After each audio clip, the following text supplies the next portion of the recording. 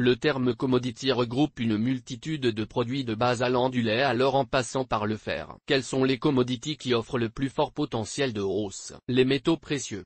Le cours des métaux précieux a augmenté de 25% depuis le début de l'année 2008, en particulier l'or et le platine. Quelles sont les raisons de cette forte hausse? Les métaux précieux servent de valeur refuge en cette période de forte inflation. Les investisseurs les utilisent aussi pour se prémunir de la baisse continue et sans précédent du dollar américain. Nous assistons également à une baisse conjoncturelle de la production, lié notamment aux tempêtes de neige en Chine et à la crise de l'électricité en Afrique du Sud. Des sociétés sud-africaines comme Goldfield, quatrième producteur mondial d'or, doivent fermer des sites en raison du rationnement de l'électricité en vigueur dans le pays. Après la hausse exponentielle des cours des métaux précieux ces derniers mois, attendons-nous à des prises de bénéfices dans les prochains jours. À moyen terme, les métaux précieux ne devraient pas être touchés par le ralentissement économique. Il est donc intéressant de jouer ce support en cette période de trouble. À long terme, les matières agricoles semblent offrir un potentiel encore plus fort. Les matières agricoles. Les prix des denrées agricoles ont subi une hausse sans équivalent depuis 30 ans. Les prix des matières agricoles, tels que le blé, le soja et le Macron S, utilisés dans la fabrication des aliments de base, ont plus que doublé en un an. Les cours du blé, du Macron S et du soja ont augmenté de 240%,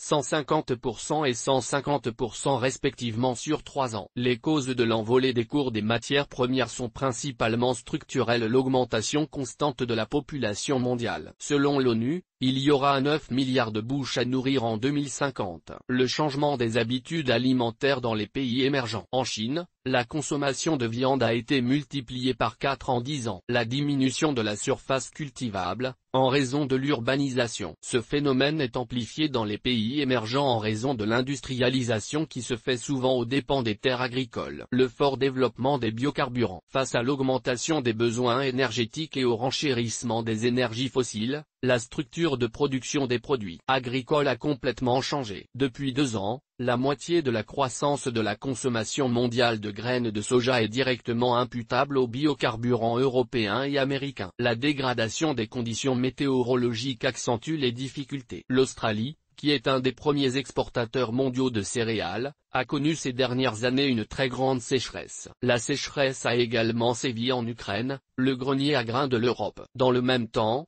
des pluies torrentielles se sont abattues au Brésil, il y a eu de fortes inondations en Amérique du Sud et une tempête de neige d'une grande violence en Chine. Résultat, les stocks sont au plus bas. Les stocks mondiaux de riz correspondent à 2 mois de consommation mondiale, soit leur plus bas depuis 30 ans. Toutes ces transformations sont structurelles. C'est pourquoi la hausse du cours des matières agricoles devrait se poursuivre. Qui plus est, il est relativement facile de reporter ou remplacer ses achats de pétrole ou de métaux mais, par définition, il n'existe pas de produit de substitution pour les denrées alimentaires. Pour les investisseurs intéressés par ces pistes d'investissement, il est désormais très simple de jouer la hausse des produits agricoles ou des métaux précieux grâce aux traders ou au 100%. Les traders de chez Lyxor et les EasyETF par exemple proposent de nombreuses combinaisons susceptibles de répondre à toutes vos anticipations.